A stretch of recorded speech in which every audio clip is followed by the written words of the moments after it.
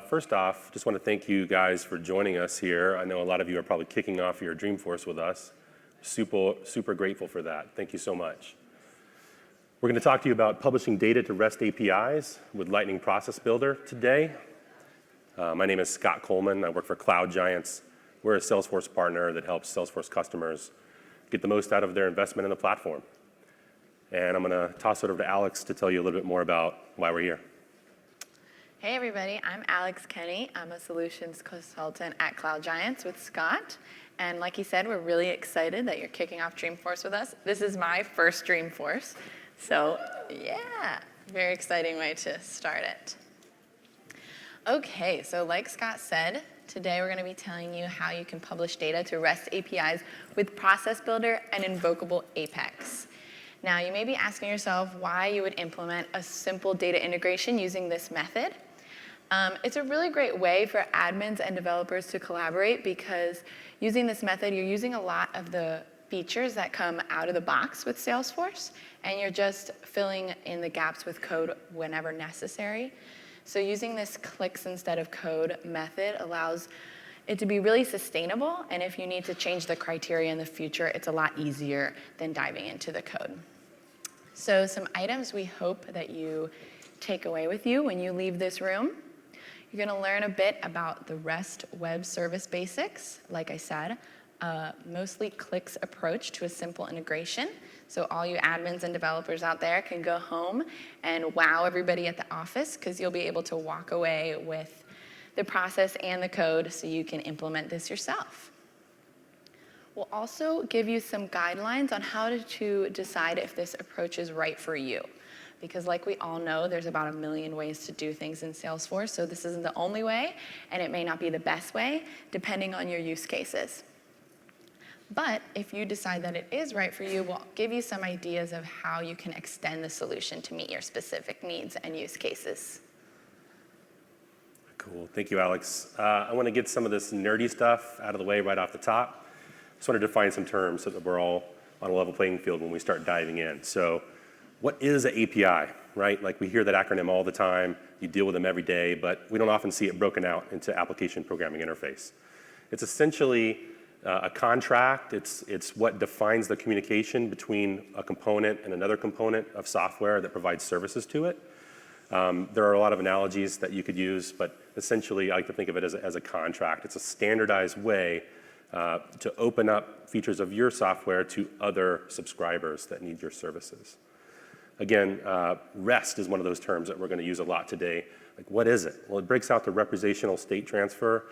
For our purposes today, it's enough to know it's essentially just architectural style that can be applied to APIs. There are a lot of different kinds of APIs. REST is one of them. It's very common on the web. It essentially just defines rules and conventions about the way the API will work, how the endpoints are named, how they'll behave, things like that. And then I just wanted to note there's also an emphasis on lightweight payloads and predictable behaviors. So there's been a lot of adoption of REST over the last decade, and that's what we're going to focus on here today. There are some examples of REST APIs that, whether you know it or not, you may be interacting with pretty regularly in your daily lives. We're going to talk today about Slack webhooks. We're going to give you a sample that shows a very simple integration to Slack. That's a REST API that they publish. If you do any kind of address validation using Google Maps or geocoding, it's likely that you're dealing with one of the Google Maps API and APIs, and that's REST.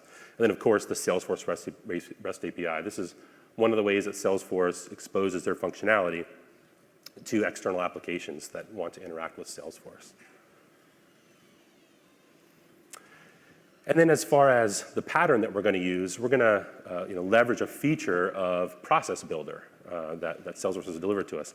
Just by show of hands in the room, who's had a chance to build something using Process Builder? Have you automated any processes? Awesome, great adoption, cool. Even if you haven't, stick with us. We're going to give you another tool in your toolbox. So there are a lot of things that you can do in Process Builder. You can create records, you can do field updates, a lot of the things that you could do in workflow. But one cool thing that you can do in Process Builder is you can actually call an Apex class and method. So like Alex alluded to before, if you get sort of the edge of what the platform can do out of the box through configuration, You can partner with a developer to come in and write an Apex code module that does that last 10% and plug it in and kick it off using Process Builder. I love this collaboration because it really helps you get to the heart of the value proposition of the platform. Clicks instead of, before code, and then recognizing that you can't always accomplish everything with clicks. There's a specific action type in Process Builder called the Apex action type. That's what you want to select so that you can then reference the Apex class. Now, there are some rules for the developer that they need to follow when it comes to implementing this code. Here are a couple of them. I'll link to an official Salesforce doc that tells you more about invocable Apex. But the method, at a minimum, the method should be annotated with invocable method. There are some restrictions on the input parameters for that method, and we'll talk about that in a minute. I'll show you a sample.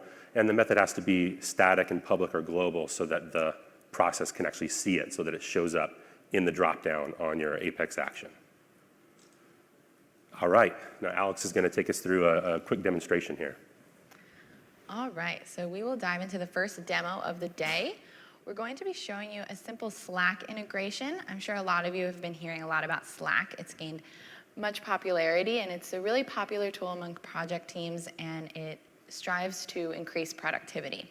So a possible use case for this would be that a lead comes in somehow from sales or from your web to lead form, and you want to send a message to Slack. Of course, we all know that we can get email notifications upon lead assignment, but perhaps you're trying to stay out of your inbox for productivity reasons. So let's dive in. The configuration behind this Slack configuration is that you'll have to define a webhook, which I'll show you in just a second, so you can specify which channel the message should appear in. The responsibilities of the process builder that we'll also take a look at in just a second. The process builder allows Salesforce to know when the notification should be sent and what data should be included in the notification. And we're going to specify the Slack address with that webhook so Salesforce knows where to go to post that notification.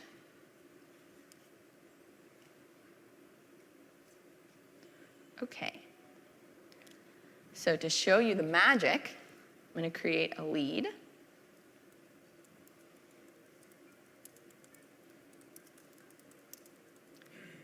Super simple. I'm going to press save. You can see this notification comes up right here. And in our leads channel, we have a message. There's a new lead in Salesforce. So your team will get this, and you can customize this, and then they'll get a link so they can go directly into Salesforce and access that lead.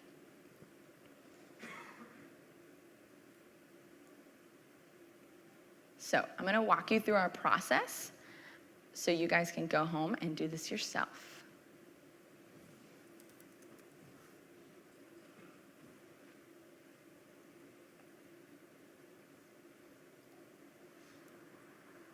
So we have this happening upon lead create, and we don't have any criteria in there. As everybody knows, there was a lot of hands when we asked if you have used Process Builder. You can make this meet your specific needs and whatever conditions you need. This is where we're going to call that Apex code that Scott was talking about, and he will show you a bit more about the code in just a second. So we call the Apex class, and then here is the Slack webhook URL we were talking about. This is what allows Salesforce to know where to go to get to your Slack. I'll show you how you can get to this, and you can create your own webhook. So up here where you see the domain for your Slack, you can scroll down to apps and integrations and search for incoming webhooks. And then you can add one right here. This is how you would start from scratch. We have ours here. And here's that URL that we're calling in the process. And then the rest is just whatever data you want to push to your Slack org. We have the name, our lead first name, last name, company, and then the record ID, so they can have that link to access directly from the Slack message.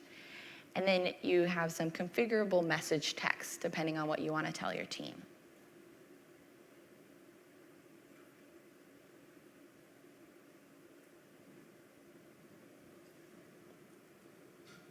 All right, now I'm going to hand it to Scott so he can dive in and tell you a little bit about the Apex class we just called from Process Builder. Awesome. Thank you, Alex. First demo out of the way. Everything worked, right? Off to a good start. There's another one coming, so cross your fingers. So just a few things I want to point out about the Apex code that I'm about to show you. It's not coupled to any particular object or webhook address. So we've created a generalized class to share with you that you can essentially slide around to any of the objects that are supported by Process Builder, and you can post to any channel just by providing a new webhook address in your process. The labels, the values, and that address are all passed in by the process like Alex showed you. There is one little gotcha. Since this is making a call out from Apex in Salesforce, you have to define a remote site. And so I'll show you that here in just a second when we're walking through the code. This just tells Salesforce, hey, it's okay to call out to this web address. It's a security feature. Some notes about it. The structure to post to Slack is very simple. It's very flat. There's no hierarchy. But in your use case, it may be more complex. We'll talk about extending the solution here in a minute. The number of fields that you can pass in is limited to the number of variables that have been defined in the class. But again, you can easily extend that. I'll show you how. And then there's an optional record link. You just pass in the ID of the record, and we're generating the full URL to include in the notification. And this is definitely a great way to do quick productivity notifications.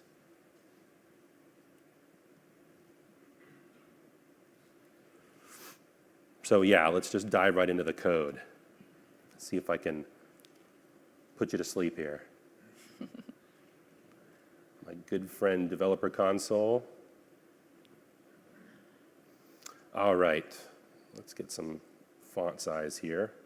Hopefully you guys can see that. So I'm just going to scroll down here, and first I'm going to show you the method that's actually referred to on that Process Builder Apex action. So it's this post to Slack method. You can see that it's got the invocable method annotation and then the friendly name in this label parameter so that it has a nice name in Process Builder. For this scenario, we're ignoring batches. So essentially, if something's a bulk load or a part of a batch, we don't want to flood the channel. So we're only just taking the first of any batch. In your scenario, you may care about everything in the batch. This is just a productivity thing. It's not the only way to find out about new leads, so we're fine with that here, but you may not be. So we're going to use the JSON library. So we're essentially going to, this REST API expects the message to be in a certain format, and that's JSON, JavaScript Object Notation. So that's essentially just a string in a certain format. Salesforce and Apex lets us build those pretty easily by constructing a map that has the fields and the values in it. And then we use this JSON.serialize to actually turn that into a string.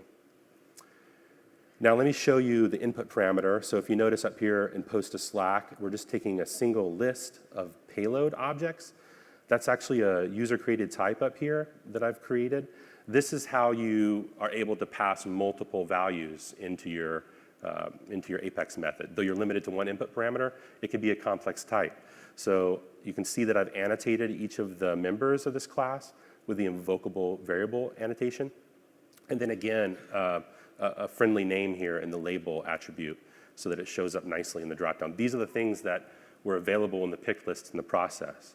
So we've got the URL, we've got the little custom message text that's going to appear at the top of the notification, and we've got all the name value pairs, and then the record ID for that link that shows up in the notification.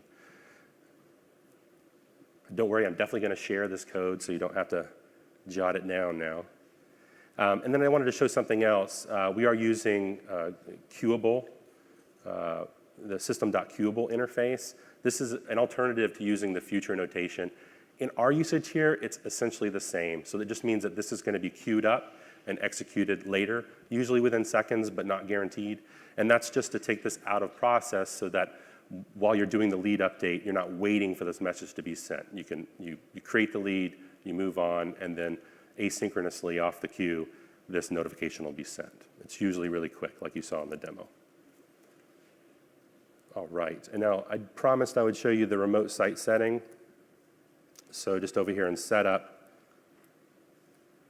you can see that there's a remote site setting entry for Slack, and it's just got that root URL from the webhook URL just to say it's okay to go out. If you forget to add this, when you're testing and you look at the debug log, you'll just notice that it says something like unauthorized callout, and that'll be your cue that you forgot to add the remote site setting.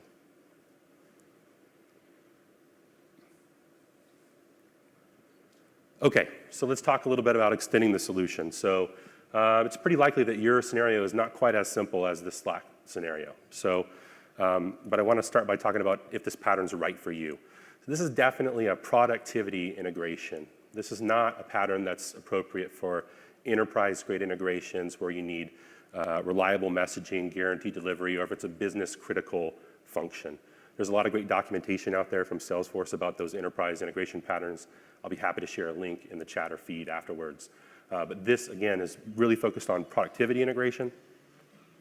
The payload format for Slack, as we mentioned, is JSON, but your REST endpoint may have some other format. It might be XML or something arbitrary. You'll just have to rely on the documentation provided by the owner of that API to tell you what the message format should be. Again, our structure was flat. Yours might be hierarchical, so a little more complexity there in the code to generate the message. Authentication, this is a big one. So Slack's webhooks, they're basically security by obscurity. They generate this crazy URL that you're not likely to remember and that you hope no one finds, because if they do, they can post nastygrams into your Slack channel. Don't do that. So basically, we don't have to worry about authentication, but you likely will. A lot of APIs, especially for applications that you might want to hook up to, definitely going to have authentication. I'm going to show you an example here of one way that you can do that in a second. And I just wanted to throw a note in here that there's a Spring 15 feature called named credentials that made the upcoming demo a lot easier, so that's something to look into too. If you haven't experimented with named credentials, it's a great way to store the credentials that you use to authenticate in an external service in one central place that you can then reference in your Apex code.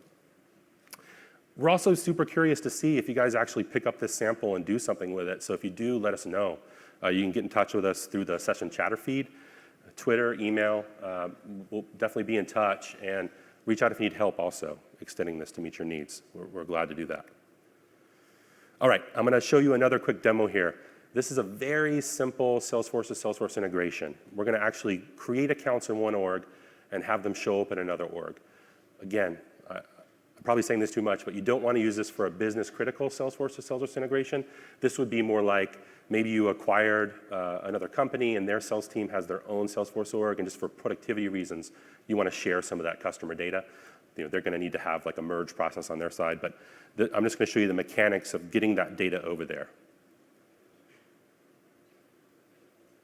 All right, so here I am in my fake Cloud Giants org. I'm going to create a new account.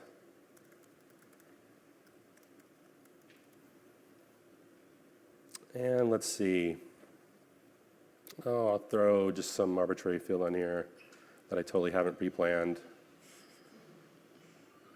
All right, save that record. All right, cross your fingers, everybody.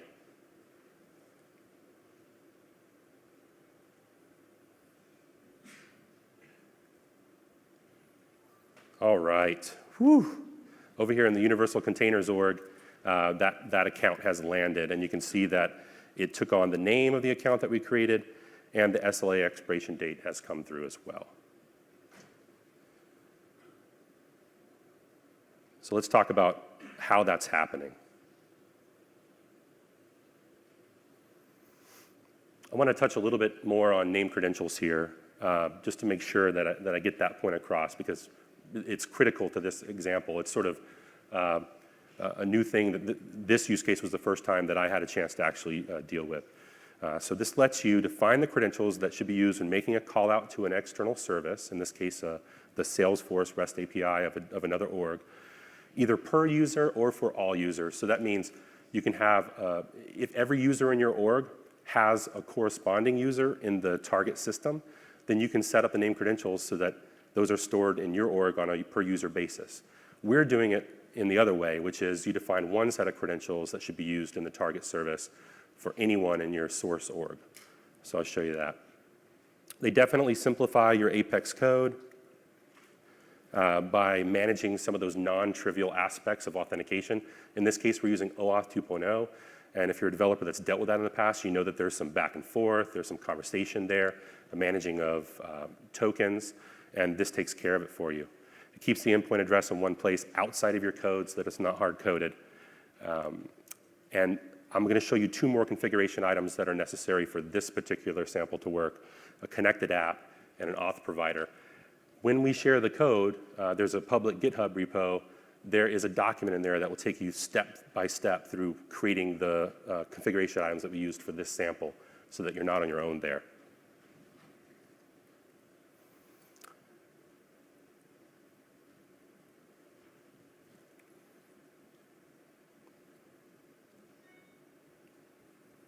Sorry. Okay, I'm going to let Alex talk to us a little bit about the process that's involved here, the process builder process. All right, so I will show you our process in just a second. You're going to see that it's pretty similar to our first use case, even though we're doing something very different.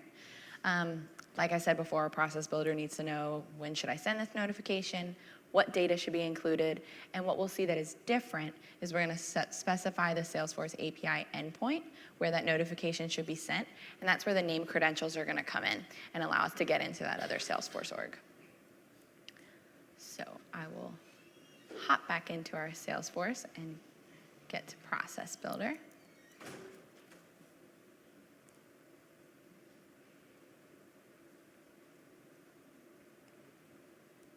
Again, we just have upon record create. No criteria here, but you could change that if you had some kind of territories that you wanted to push, things like that. Here again, we're calling the Apex class, and you can see right here, we're calling that name credential just by its name, which Scott will show you inside Salesforce in just a second. And then we have the account and those field names again, like we had in our last one. And this is where the magic happens. This is what's pushing it to the other org. So it's a pretty cool way to get some data to an org that you may be connected with.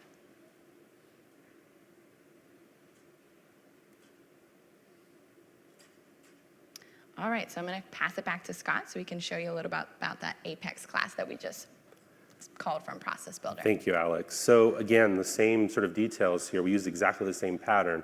We're not coupled to any particular object or org. It's totally flexible in that regard.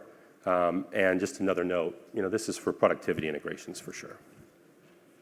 So let's just look at that Apex class real quick. You'll notice the similarities between this and the other.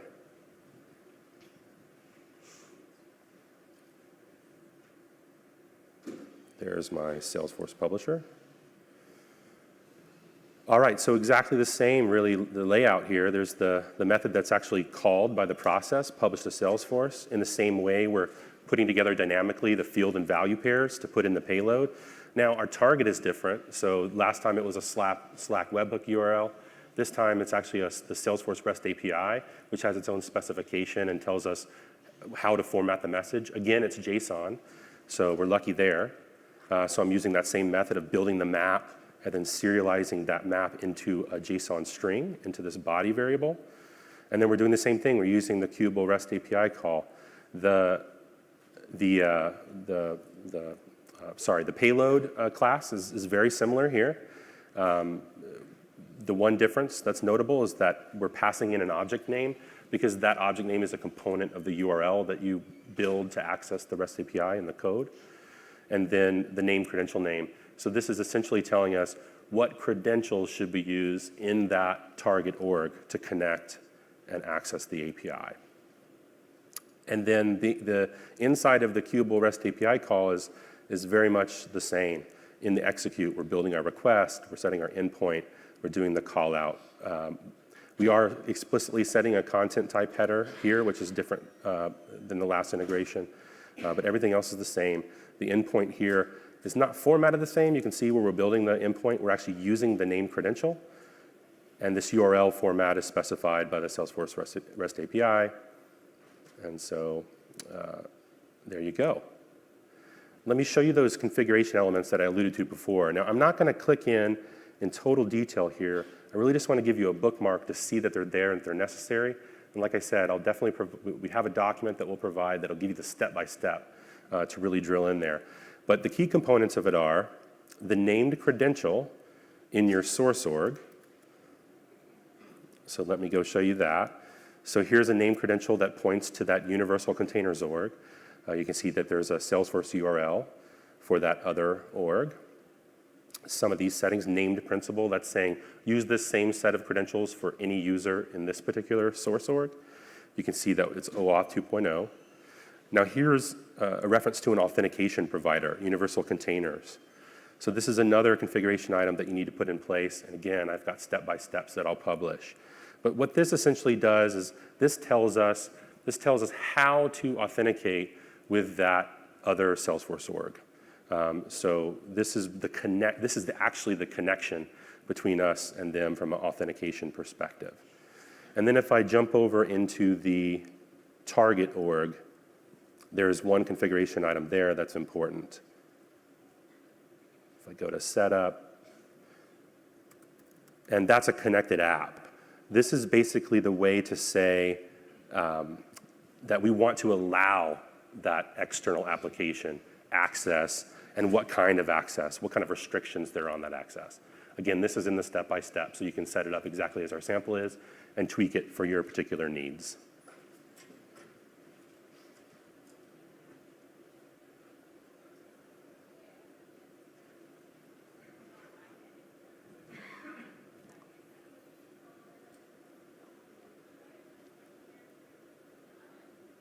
Okay, so I just wanted to share this. There are definitely a lot of details here that we're not able to cover in 30 minutes. So we're going to publish the slide deck in the chatter feed after the session so you can have access to these links. The first one is where you can actually get all of the code that you've seen here today and the documentation about setup.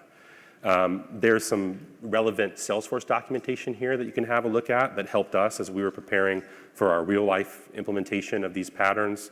And then I wanted to call out some members of the community. These two blog posts were instrumental. When we got these requirements from our customers, we looked to the community for inspiration.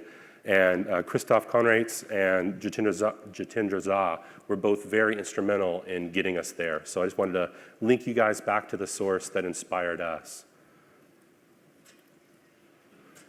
All right, that's it. Hopefully you have what you need to go out there and create productivity integrations between Salesforce and the other apps that are in your ecosystem. If you guys have any questions right now, we'll be glad to hear them. We don't have microphones or a microphone runner, so if you bear with me, I'm going to repeat your question, and then we'll do our best to answer it. Anything that we can't answer in the room, we're happy to talk to you outside in the hall later, or interact with us on the chatter feed. If we don't know the answer now, we'll definitely follow up there. Right here? Your input parameter was a list of payloads, but then you hard-coded it to the first entry in that list. Is there a special reason for why you did it that way? Sure. So the question was the input parameter for the Apex class is a list. Why are we then in the code just looking at the first item in the list? So it has to be a list. That's a part of the contract when you have an invocable method, because Process Builder is to some extent bulkified, and batches will cause it to send, in some cases, lists of items. So to be honest, that's sort of a cop-out for the productivity integration.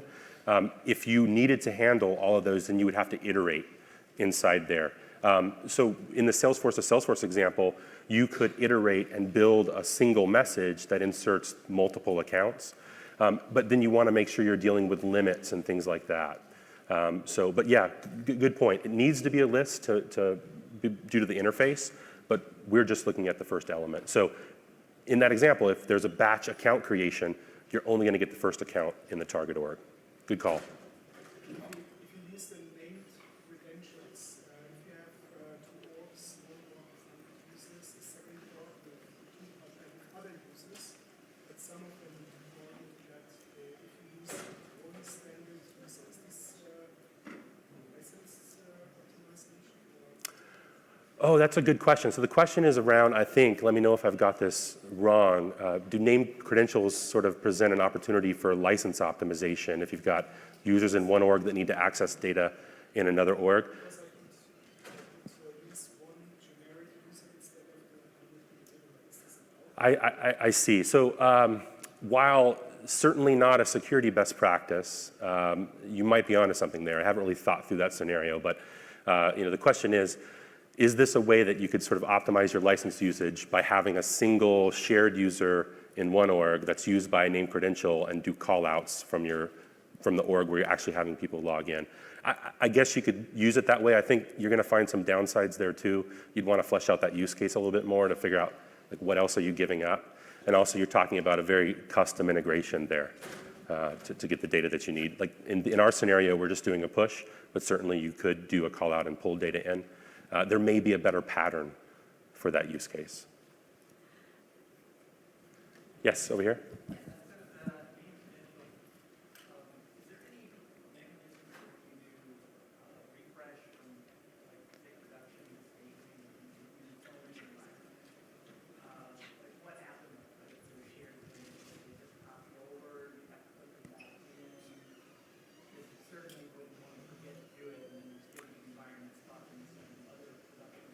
Yeah, that's a great question. So I know that typically we've had sort of a checklist of things that we do post refresh in that line, but you can execute a script after refresh. So there might be a potential for you to actually automate changing the values in that name credential. You'd have to actually call out to the metadata API, I believe.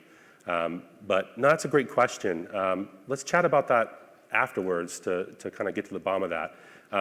It's a valid concern. So if you have a name credential in production that has production credentials for another target environment, you don't want to refresh and then have your integrations in a sandbox of the source environment hitting your production org. So anybody that's maybe more experienced with name credentials know the answer there? Do the credentials just come over straight when you refresh? Let's figure that out. I'll definitely loop back to you on that. So I'll talk to you outside or we'll put it in the chatter feed. Right here?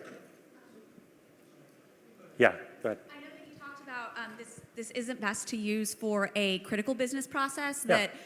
Can you explain a little bit more why that is? Is it because things will batch, or what's the reason there? Gotcha. So there's some gray area there, right? So the way that I would think about it is, if your business will incur some penalty, whether it's financial or otherwise, because of a delay in this integration, or because in the unlikely event that the message gets dropped and doesn't land on the other side. For instance, like you wouldn't want to base your back office order fulfillment integration on this, because that's critical, and getting your, fulfilling those orders is key to your business, and it's not okay if 1 out of 100 just doesn't happen.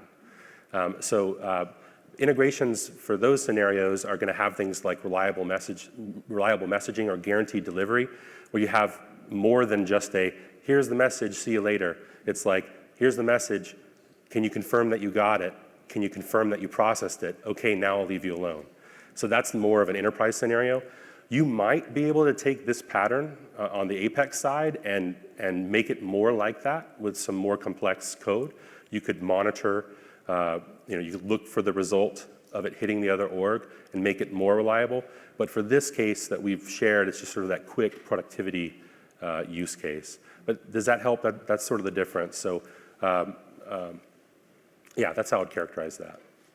It's not black and white. There's definitely no right or wrong. It's sort of a continuum there of what is enterprise and what is not, or what is critical and what is not. It's just a conversation that you have to have. Talk about those failure scenarios. What happens if this fails? And if it's like, maybe we don't hear about that lead for another 2 hours, it's probably okay. All right, any other questions? Yeah, right here. So that being said, is there a retry policy on the process builder? Do you know? The question is there like a built-in retry mechanism on the process builder? Not that I know of. You might be able to get clever there. I mean, now you have me thinking, like maybe you could actually build that, right? But not standard. There wouldn't be any kind of standard mechanism. Maybe that's something you'd want to build into your process, or maybe that's something you'd want the Apex code to handle, catch the error, and then re-queue it and try again up to some number of count of retries. Yeah, that's definitely something you could do. Yeah, over here. How do you avoid the number of outbound calls when you bring bulk signings? Yeah, so the way that we're avoiding it is that we're only looking at the first record in the list, right? But if you extend that solution and you actually take care of so thinking about that, so you're worried about the limit on the number of outbound calls, like per day from Apex? 1,000 leads loaded to this, and you end up with 1,000 calls. Yeah, sure. So in our sample, that's not going to hit you. But if you extended it, you might have it. And then you'd have to have some management of that, some awareness of that limit in your code. Again, another reason why maybe this is not great for business critical, because in that scenario, if you're really trying to work around the limits, you have to manage that. So you'd have to manage the queuing of that, the appropriate batching of that. Maybe you don't want to go one for one. One lead comes in and you make one call out. Maybe you want to wait till you have 10 and then do a batch call to the other system to optimize. So there are some strategies that you could take. Happy to discuss that further, but we definitely haven't solved that today. Hey, All right, any other questions? Can we? Can you use the SOAP API instead of REST? Absolutely. That just comes down to the detail of the Apex class. So in our class, we've implemented a REST callout. Sure, you can absolutely call a SOAP API or participate in any number of other kinds of integrations. We've just focused on REST because a lot of the productivity apps use that style of API. In the first example, you shown that you pass the endpoint URL in the parameter, right? Yeah. So why can't we use the named credentials?